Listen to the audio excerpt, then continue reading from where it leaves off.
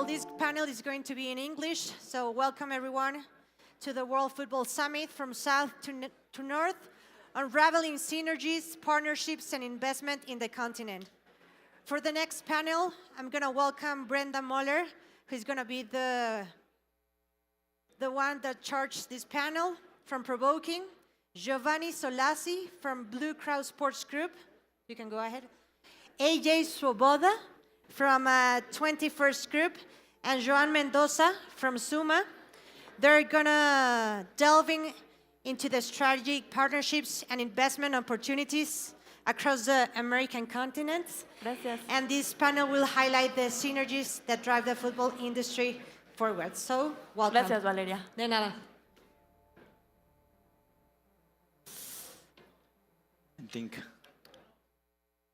Bueno, el timer está corriendo, así que vamos a dar inicio a este panel para quienes ya estamos listos aquí. Voy a dar mi presentación en español y ahorita paso a darle la bienvenida a nuestros invitados en inglés.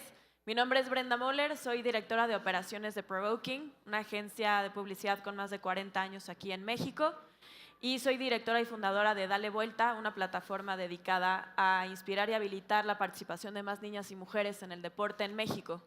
Esa es nuestra división de sostenibilidad y precisamente por eso, pues hoy vamos a tener conversaciones alrededor de la importancia de crear sinergias y colaboraciones en la región para poder crecer el fútbol en general. So I'm going to start with the introductions. Please help us with your name, your role, and the organization that you're representing. So my name is Giovanni Solazzi, Gio. I'm the Vice President of Blue Crow Sports Group and Cancun FC. We'll get into that. Thank Yes. you, Joe. Welcome. Thanks. AJ.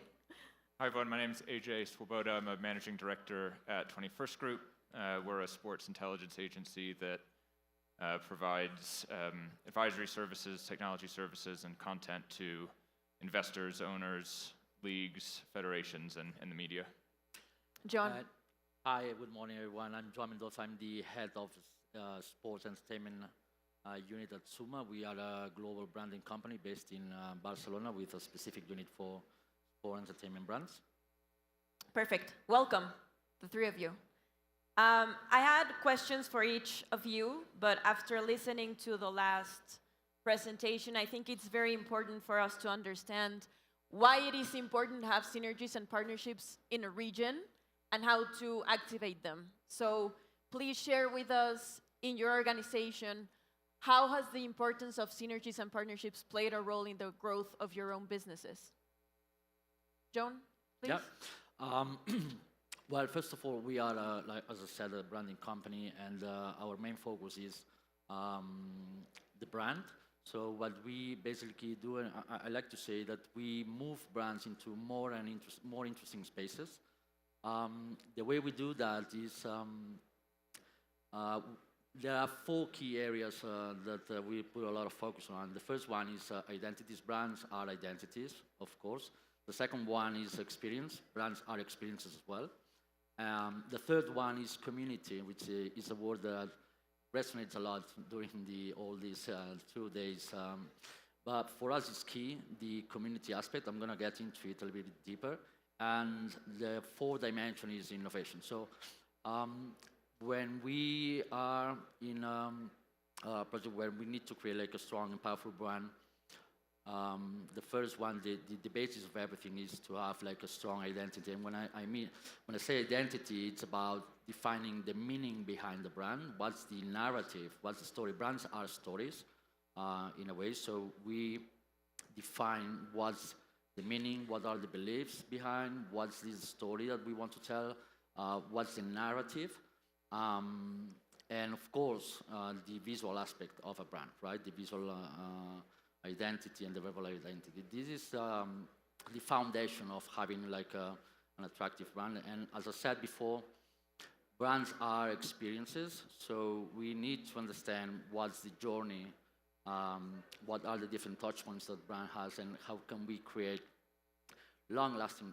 memories, memorable experiences in order to connect with, and I go to the 3rd dimension, like how can we connect with our community. For us, one of the most important dimensions when creating and as I said, like a strong and attractive brand is the community aspect. We put a lot of effort on understanding what are the different motivations that can have like a different communities of the brand.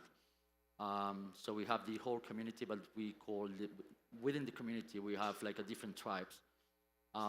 So we need to understand what are these motivations so we can come up with experiences, products, etc. that fulfill these motivations, right? And all these fueled by innovation. I think innovation is a must today in order to come up with strategies that really makes a difference, right? So this is kind of, in a very short way, what we do at SUMMA.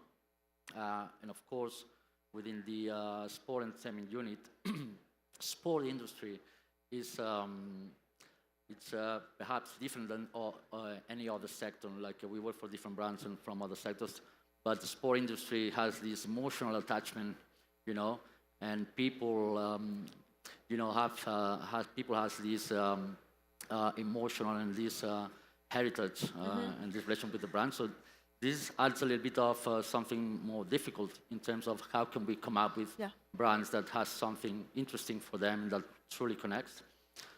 I say that if you are competitor focused, you always have to wait until someone does something to react.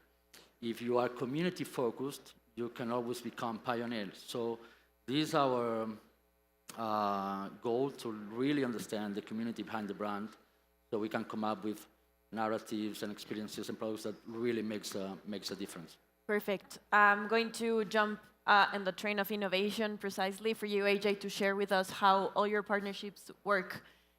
Because I was very impressed with how you use technology to drive all of these decisions within your organization. So please share with us, how have you developed these synergies and partnerships?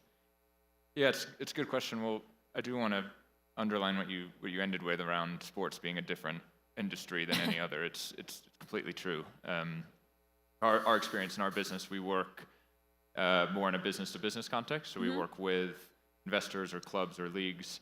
What we're really focused on when we're thinking about kind of partnership or innovation is the connection between, in the sports industry, the sporting product and then the business or the commercial product that's obviously built on whatever that sporting product is. And so where we feel lucky that we can play is in dealing with partners of ours, trying to connect the dots between what might be happening on a field, on a pitch, on a court, and how that translates to revenue, whether that's increasing fandom, whether that's growing a sponsorship base, growing a media rights, growing relevance in a community. Our business, your question on innovation, our business is focused on an underlying architecture of data science. So we both are pioneers on the sporting side of data science, but also on the commercial or more traditional business side of using data. And we really feel that the integration of those two and understanding how to kind of wield both in whatever your context is as an organization becomes particularly important in this day and age. Candidly, in all other industries, they've leaned into innovation, data science, process to make decisions. The sports industry has lagged that by a decade or two. And we're hopeful that through our work and through others, the modernization of how decisions are made in sport, both on the sporting side but also on the business side, can be improved. Yes. And rounding up the initiation of this conversation, Gio, at Blue Crow Sports Group, you also focus on working with athletes, and I want us to talk about that when you share with us about partnerships, because for those of you who don't know, as they mentioned, sport as an industry is relatively new. We've had sport forever as human beings, but as an industry is very new. And that's why we're seeing an explosion of new technologies, new lines of business, new opportunities. But the truth is that we're all in the same boat towards the professionalization of sport in every aspect of it. So that's why I would love you, Gio, to share with us from your perspective and your role, how do you encompass all those areas in your organization? Yes. So Blue Cross Sports Group, we are an investment group. We buy and hopefully sell football clubs, right? So that's our business. Synergies, obviously, we target clubs at different layers of the pyramid and in different continents. Right now, we have a club here in Mexico, one in Spain, one in Czech Republic, an academy in Dubai. So obviously, different countries, different clubs. You have to find synergies. I think there are a lot of groups that own clubs, but they are not properly multi-ownership clubs. The most difficult part is always to find synergies between clubs. So we have clubs at different layers of the pyramid that allows us to create synergies, sporting synergies, so move players from our academy in Dubai, mostly African players, to perhaps Cancun or now Leganés. And this is very, very important. And then commercial synergies, which are not always easy because you know, you have a club in Cancun, which is obviously everybody knows Cancun. It didn't exist, the club, until 3 years ago. Yeah. And then you have a club in Leganés, which is a small municipality close to Madrid, as different as you can possibly be. So you have to find commercial synergies. We are trying to do that. And you mentioned the athlete. Obviously, when you buy clubs, you own clubs, the most important, I don't like to say the most important employees, but the reality is that it goes all around the players. And so in that sense, in that regard, what we're doing, we're trying to use technology, analytics as at our best, especially our CEO, Jeff, comes from baseball, to develop athletes. And the part of performance in the last 10 years, football changed completely. And technology now is way more important in the development of players. And we have a center of performance in Dubai. And that's where we try to centralize all our performance efforts, technology, analytics, to try to develop as best as we can our players. Perfect, thank you. So we're going to jump into the specific questions for this panel. If any of the other participants want to jump into that subject, please feel free to do it. Joan, this is for you. So can you tell us about your overall approach to branding first? Because you mentioned how brands tell stories, and I think brands have the key towards the growth of our sport and all sports, as was mentioned in the previous panel, because brands are the ones that drive all these heavy money into the different sports clubs, etc. So how do you approach branding, and how do you tailor your strategies to meet the needs of different clients, because all of the stakeholders are different? Yeah, sure.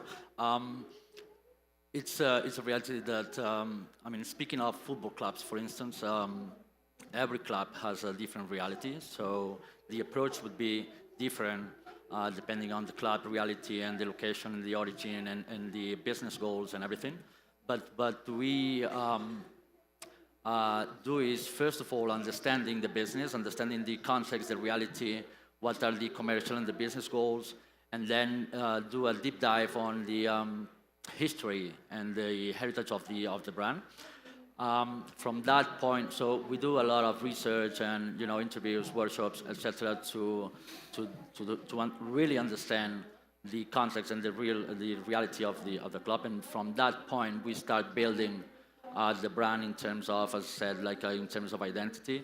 The identity is the foundation and the starting point for everything that will come. You need to have a strong and attractive and a compelling narrative and story.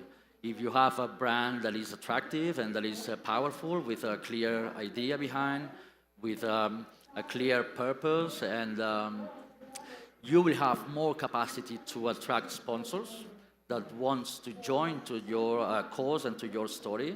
You will have more capacity to keep and retain talent and to attract talent as well. You will be more efficient in terms of communication.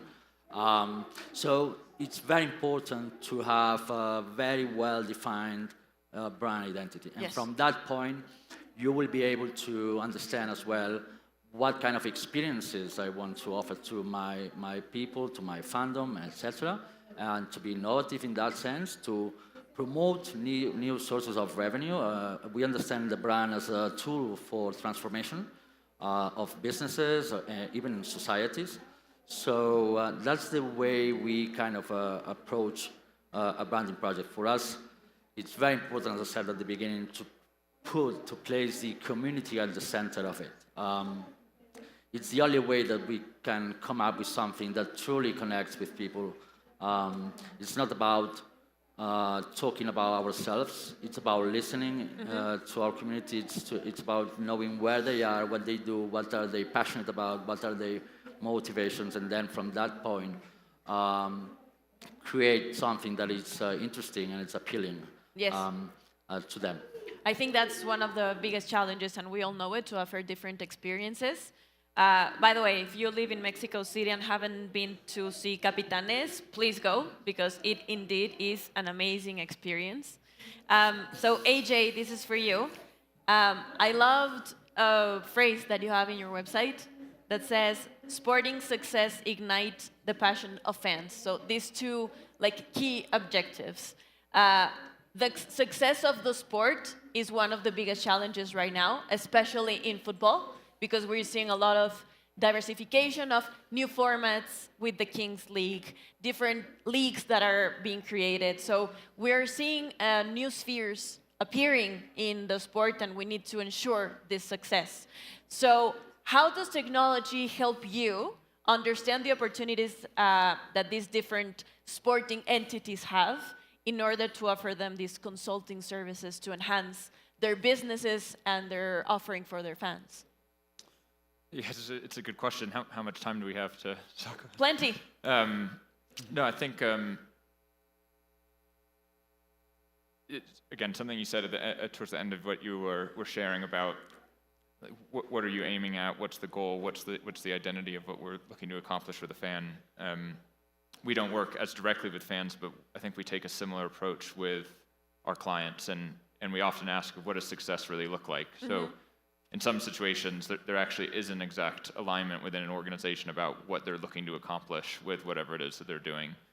In some cases, there might be an understanding of where they want to go, but there's total misalignment of what the paths are to get there and the steps to build towards whatever that end goal is. How we, as a business, try to use technology, and we use it ourselves, but we actually encourage our partners to build it within, because we really believe that all organizations within the sports industry are on a path of professionalization, and if we can be helping stimulate that, that helps us in the long run, but it also is helping our partners in the long run. How we use that is we really focus on quantifying things that previously are not quantifiable. So you mentioned new competition formats. Yeah. We've seen this huge shift in the sports industry across all sports, not just football, not just a particular region, which is, the last 2 decades have been fueled by the growth of accessible media, social media. Sport has always been content, but it's become entertainment content unlike ever before. That's thrown a lot of resources into the sport. What to necessarily do with that, how to take advantage of that. Sports haven't really needed to solve that problem, because the last couple decades, every year, there's been more money coming into sport. After the pandemic, there's been a bit of a reset, as both organizations have thought, how much money do we want to be able to spend in sport, but also organizations have thought, hey, we might actually not be as successful, or every year might not grow better than the last year like the way it has been. And so they've gone through looking at themselves and understanding, how can we optimize what it is we have today. So you see sports competitions around the world are now tweaking their formats in ways that didn't really exist before, either trying to optimize to create more games that matter, to create more games of a certain type that they know fans like, to create new formats that are more exciting. Kings League is obviously one example of something that's entirely new, but there's sports around the world that are tinkering with either competition formats or actually rule changes to try to become more accessible in different ways towards fans. Yes. And you never saw that before, and I think it requires a level of data science and analysis kind of introspectively on your own organization, your own competition, in order to be able to identify where there might be gaps to close and improvements to make. Yeah, nice.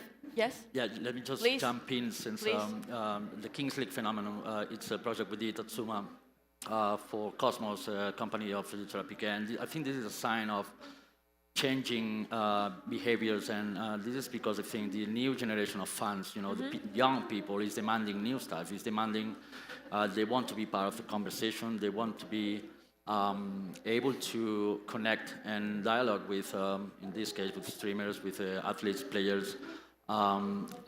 They demand like a more interactive and dynamic content and conversations. So I think this is kind of pushing also like traditional sports to redefine somehow the experience behind, right? I think the Kings League phenomenon is an example. I mean, I think they are doing great. It's I think it's the start of something that's going to be like a snowball for different kinds of sports and traditional sports. A way to reinvent, in a way, the experience and the content. And listen, the NFL was changed to adapt to television, right?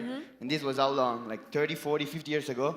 So the same is happening now. We have to change to adapt to social media and what's coming now. 2 hour, 1 hour, 30 minutes, 90 minutes game, just playing game is boring. Yeah. It's a matter of fact. At the stadium, sitting down and watching a 90 minutes game, unless it's a Champions League, which is crazy and looks like scripted, it's boring. So we have to adapt to what's coming now. I'm an old-fashioned fan.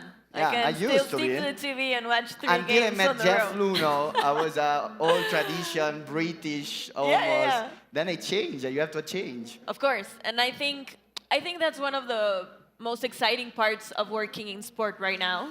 That we have the it's a completely blue ocean. That's like a business concept for those of you who don't know, where you have a lot of opportunities to create new businesses, and there's little competition because there's a lot of things that now you can cover, and especially because the audiences have diversified too.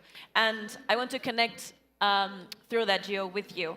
So all these global demands drive the change and innovation. One of those is sustainability, and that is global. That is also one of the reasons why at our agency we decided to create a whole division focused on helping our brands get into the sustainability sphere. We chose gender equality as the objective that we're going to help them achieve, but I want you to tell us, how do you do it? Because you do a lot of emphasis in how do you help clubs and entities achieve sustainable development, and I think that's one of the hardest parts. Yes. Well, when it comes to sustainable, the first step for us is financial sustainability. Yes, correct. So it means we try to lose we don't like to lose money and try to operate clubs losing the least money possible, which is not easy. Football clubs are not famous for profits, right? Yeah. But the idea, we have a lot of investors coming from gas and oil, where they used to have the 10% annual return. It's not football. Yeah. So for us, it's very important not to do capital call. We raise money. Jeff was saying no capital call. So to invest our money wisely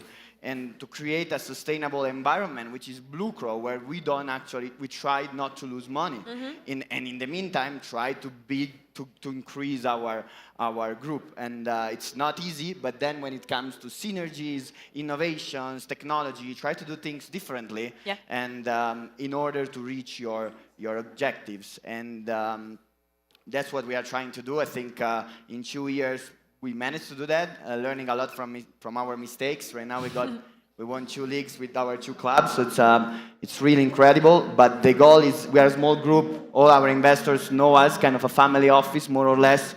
And we are not trying to expand and buy 20 clubs. When we bought Leganés, I received like that same week, probably 10 emails, or I know more, like 10 emails, 20, 30 of football clubs for sale. And it's like, we just bought a football club. It takes a lot of time to properly operate a football club. It's not easy. So we are not buying another one. Just let us try to do our job there. So it's a small growth, and in the meantime, focus on synergies, innovation, and technology. And there is a good possibility to make wise and sustainable investments in football. I love that approach, because I think, especially because we live in a tech-driven world and we're used for things to happen like this, we forgot about the importance of being consistent. And I'm going to connect this with you precisely, Joan, because we're from the same industry and we understand that brand builds over time, and that you need to be constant and you need to be there, and you can't put the finger off the line because people are going to forget about you. So please share with us, like, how do you stand current with the branding trends and all that you have to incorporate with your clients without losing vision of the brand's like ultimate goal? Yeah, sure. Before you answer that, I just wanted to add something to the synergies Sure. because it comes to my mind when I think of synergies. Also, a lot of collabs. You know, we are seeing a lot of collabs. I think a modern sport brand, specifically football brand, needs to be prepared to enter to new territories if the brand wants to reach new audiences and to drive tangible impact beyond purely sport. So it's very important that the brand is ready to enter, for instance, to culture, to enter to lifestyle, to enter to I don't know, fashion, Yeah. And this is when it comes to all these synergies and collabs and adding new value and new meanings to the brand. So they can reach like more audiences. I think it's a very interesting moment in this sense, and how can we create these synergies and thinking of collabs, entering to new territories. Answering your question, this a very important task of our job is to be up to date, to understand what's going on, even to look into other industries. We need to know what's going on in different sports, of course, but also in different sectors. As you mentioned, there are two words for us that are crucial, that are very important, which is consistency, as you said, and coherence. We need to be really coherent with the brand definition, the brand meaning, in order not to lose focus and to lose direction. Yes. We need to have a clear direction where the brand wants to get, and these are a very important element of what we do is to ensure that the brand doesn't, get to wrong directions and send different Schizophrenia. messages. Exactly. Yeah. So that's why it's very important to have a very good definition of the brand, a very foundation, very clear. And from that point, everything you do, like in terms of communication, experience, products, whatever you do, it has to be aligned with this brand definition. So that's one thing. And the other thing is, obviously, you need to be, as I said, up to date. You need to be aware of what's going on out there. How can you innovate? How can you come up with something that makes a difference? So, but without losing this focus. So that's quite a challenge sometimes, but it's something that we really take care of, that our brands really stick to their idea and purpose. Yeah, I think that that's one of the hardest part to do right now, especially like Gio said, with all the new media that exists. There's like all this noise, and it's very difficult to keep the north clear and to incorporate all those things. And so, AJ, I'm going to connect that with you. How do you manage these strategic alliances between clubs, federations, brands to maximize especially commercial opportunities? Yeah, it's a good question. I think, first is, I mentioned the kind of modernization of organizations and sports everywhere. And I think that is not only happening, will continue to happen at a faster and faster rate. I think as part of that, that's understanding information about yourself, being able to share processes and information with others, whether that's your partners, sometimes your competitors, to ultimately build up whatever the ecosystem it is that you're operating in. So one of the things that we've been able to participate in as a service provider to rights holders and to brands in the space is we've recognized that brands want to find a way to integrate into sport in a more organic way. Yes. So I think a good example is for folks who watch Formula One, Amazon has integrated into graphics that actually describe what's happening in the race in a way that the driver and the teams in the garage will understand. And that brings them closer to the content that's pulling people in. That's different than the billboards and the signs that the cars are passing when they're going around turns. And I think likewise across all sports, this isn't the brand of a sport, but it's the brands that are looking to find ways to engage with audiences. Again, that can't be done if there's not information sharing, if there's not a kind of willingness and openness to find collaborations that traditionally didn't exist in the sports industry. Totally. I'm writing down here thoughts that are coming up, but I think all these, I love the way we can now tie these data and to create content around it, because I think that's one of the most valuable parts of actually connecting the whole technology ecosystem within your organization, because all of this data serves you as a commercial instrument, but of course you can also be translated as content for these new audiences. Absolutely. Like we see the ramping in the content around highlights or analysis, so there's also an audience for that too. And I think one of the most important parts of having that data available for you is that you can actually repurpose it. Yeah, we found that fans more and more are hungry for Yeah. that data, and I think we, as our business, we tend to think what's a piece of information, what's a piece of data, and what's something that's actually insightful. So if we say, you know, the last time that someone scored a goal away in some certain context when it was raining, a fan doesn't really care about that much. A fan cares about things that are narratives that matter, that tie to the sport, that tie to something about why they should be paying attention more. And brands are finding ways using data to connect to that. That might be narratives in a broadcast. It might be why you should turn on a certain match later this week, and why you should watch the highlights to a match later, why you should bet on a match. There's so many new ways that fans can take that information on those sporting lens and convert that into engagement. Completely. Joan, I'm going to get here with you. I'm very interested, and please share with us as much as, or as little as you can, in terms of, I'm very curious about the decision of the markets that you've made and the clubs that you've approached.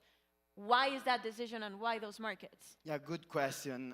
First of all, we wanted to enter Mexico. It was a different project with Netflix involved, completely different. But we knew about the potential of Mexico. It's one of the most watched league in the world. You have 150 million people in Mexico, another 100 million people in the US. It was the highest watched league in the US with the Premier League, if not most, 4 times the MLS.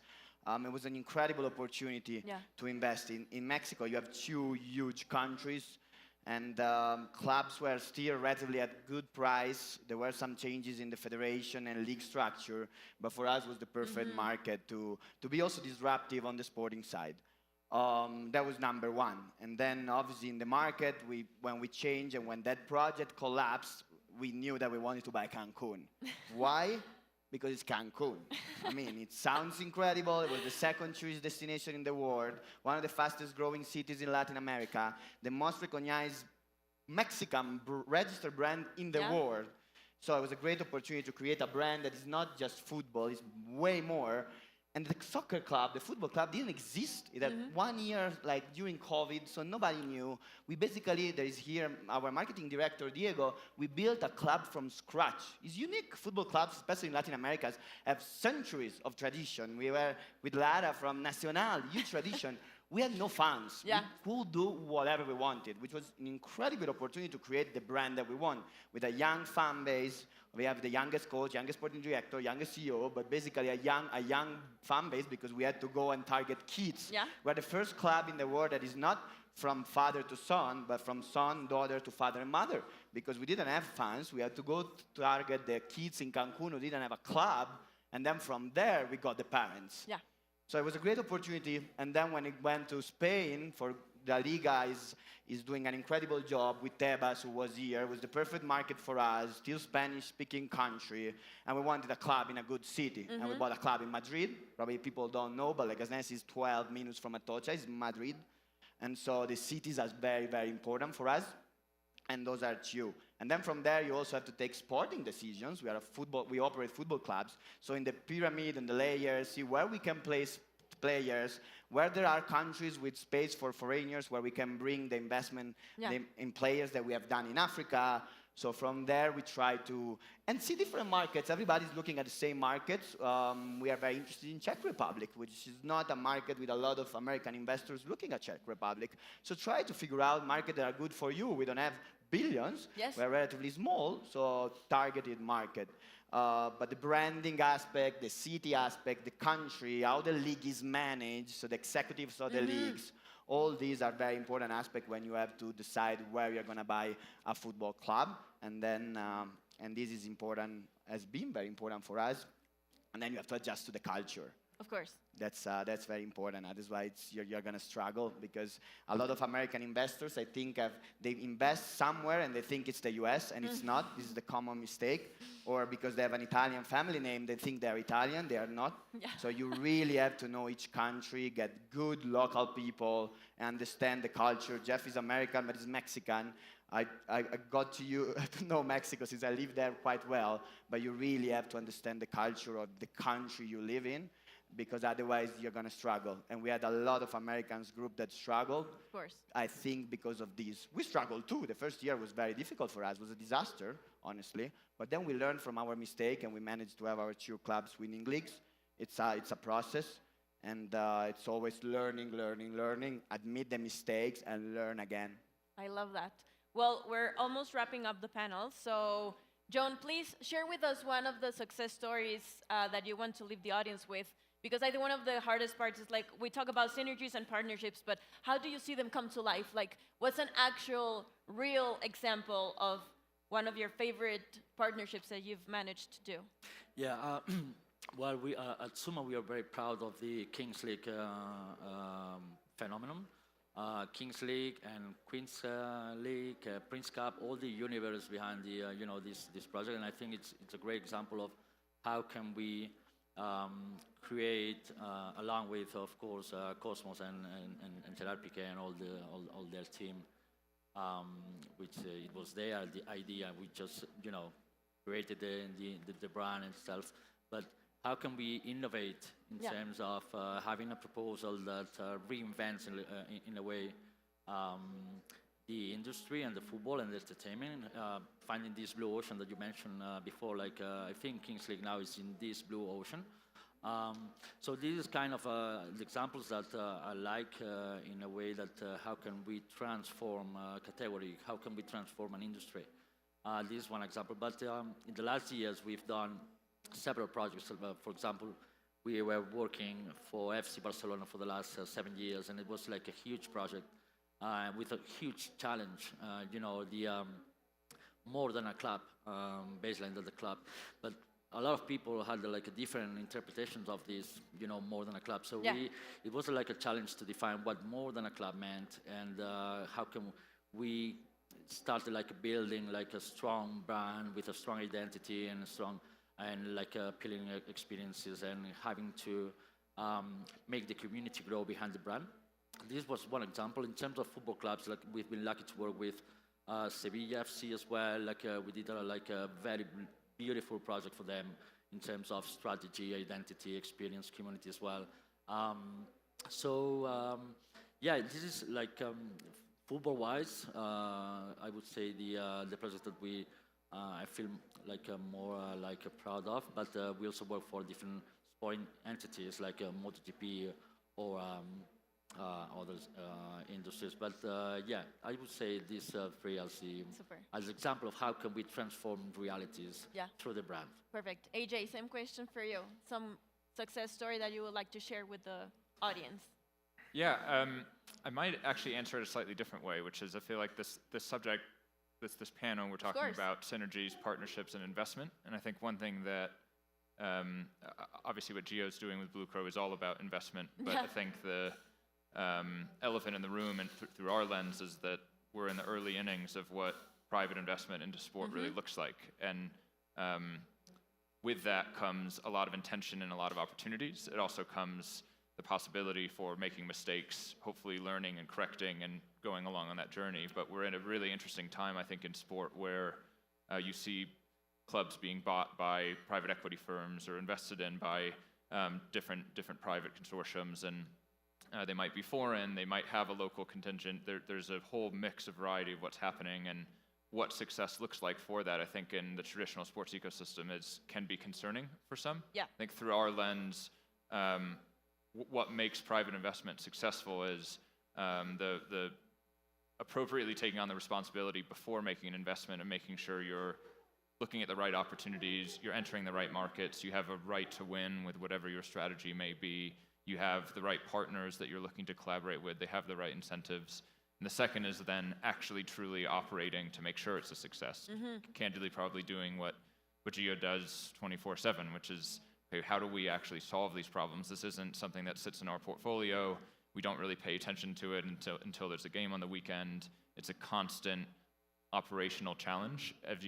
If an owner or an investor has multiple investments, then that just magnifies what that operational challenge is. Yes, there can be synergies, but until those are found, there are more and more challenges that then an investor has to deal with. And we, as a firm, myself personally, very excited about how private investment can become incredibly successful in professionalizing sport. That's on the field and that's off the field, but there'll definitely be, for every success story, there'll be a failure story, and there'll be a learning process as people go. Of course. Gio, you want to close with something? Yeah, I mean, for us, well, the same. I mean, honestly, to be true, as a Blue Crow, 1 year ago, Jeff came to Cancun and to fire the coach in Cancun, and then we went to Leganés. We had to fire the coach in Leganés, and we didn't renew the coach, the interino, the coach ad interim that has done an incredible job because we had our own reasons to do it.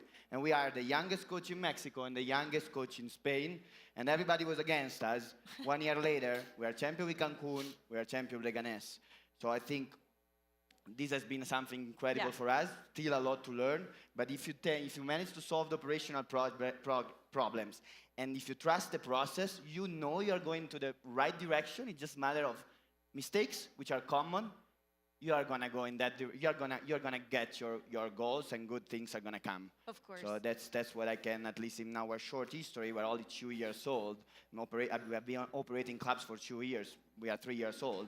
That's what I can tell. I want to double on the key subject of this panel, which actually was investment. Of course, we talked about a lot of success stories, but the truth is that if we don't put the money there and we don't put the vision and we don't understand that it's a process and we need to trust it, nothing is going to work. And I double on that because a lot of conversations have been happening around gaming and streaming and women's football, and we are used to see results fast because football has been here for a long time. But the new frontier that we're facing with sport and football especially needs to have patience and investment and this long-term vision. We're out of time. I thank you so much.